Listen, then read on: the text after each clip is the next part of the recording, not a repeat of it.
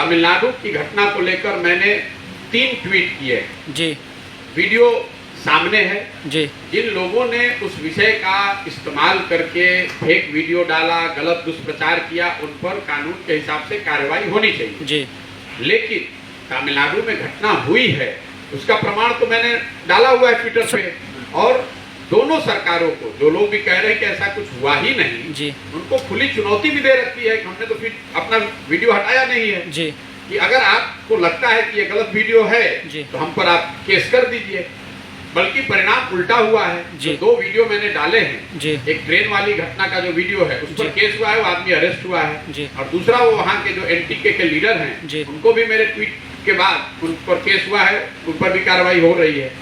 तो देखिए, घटना में सच्चाई है, लेकिन घटना का जो परिप्रेक्ष्य है उसको समझने की जरूरत है। तमिलनाडु के लोगों को बिहार के लोगों से कोई परेशानी नहीं है। परेशानी ये है, बिहार में हम लोग को ये समझना चाहिए कि ये घटनाएं क्यों हो रही है। घटनाएं इसलिए हो रही हैं कि तमिलनाडु, केरल जैसे राज्यों में दैनिक मजदूरी 600 से 700 रुपए हो गई है।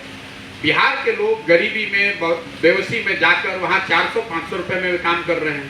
तो तमिलनाडु के लोगों को ये लग रहा है कि भाई ये लोग आकर ये तो पूरा रेट ही खराब कर रहे हैं, दैनिक मजदूरी को कम कर रहे हैं। तो मजदूरी समस्या नहीं है, मजदूरी की दर समस्या है। यही बात मैं आपको बता रहा हूँ कि जैसे जैसे ये स्थिति आगे बढ़ेगी, दूसरे राज्य और तरक्की करते जाएंगे, वहां मजदूरी आगे बढ़ती जाएगी, और बिहार में गरीबी का आलम यही रहा तो ये परेशानी पहले महाराष्ट्र में आती थी, अब तमिलनाडु में आ रही है, और उन राज्यों में भी आएगी।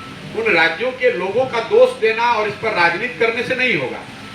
अगर वहां कुछ लोगों ने इसका फायदा उठाने की कोशिश की है तो मैंने ट्वीट किया है, वहां के मुख्यमंत्री को बताया है, उन पर कार्रवाई भी हुई है।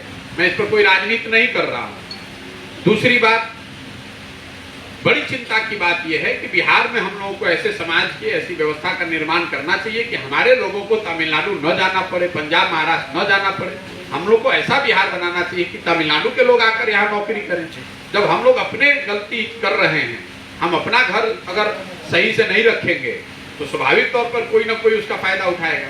तमिलनाडु घटना को छोड़ दीजिए, आप लोग नवयुवक हैं, हम लोग बाहर जाते हैं, हमको कोई मारेगा नहीं, लेकिन बिहारी कह के जलील करना, अपमानित करना, ये तो समाज की सच्चाई है। पूरे भारत में बिहारी कह के आपको नीचा देखा जाता है, नीचा कह के नीचा दिखाया जाता है, और वो इसलिए दिखाया जाता है कि हम लोग की जो स्थिति है, हम लोग देश में सबसे गरीब और पिछड़े हैं, तो स्वाभाविक तौर पर लोग आपका उपहास उड़ाएंगे, और इसलिए भी उड़ाएंगे कि इन सारी जलालत, सारी गरीबी, पिछड़ापन के बाद भी अगर हम लोग कोई इसको सुधारने का प्रयास नहीं करते हैं तो अपनी स्थिति के लिए तो दोषी हम लोग ही हैं। लेकिन इन सब के बावजूद अगर मजबूरी में कोई बिहार का लड़का बाहर गया हुआ है, उसको आप मारिएगा या उसको गाली गलौज कीजिएगा तो स्वाभाविक तौर पे वो असंवैधानिक है, और उसके लिए आवाज, जितनी मजबूती से आवाज उठाई जानी चाहिए, उठा रहे हैं। सर, जब घटना सही है तो फिर पत्रकारों के ऊपर FIR क्यों हो रहा है? देखिए, पत्रकारों के ऊपर क्यों FIR हो रहा है इसका मुझे कोई ज्ञान नहीं है।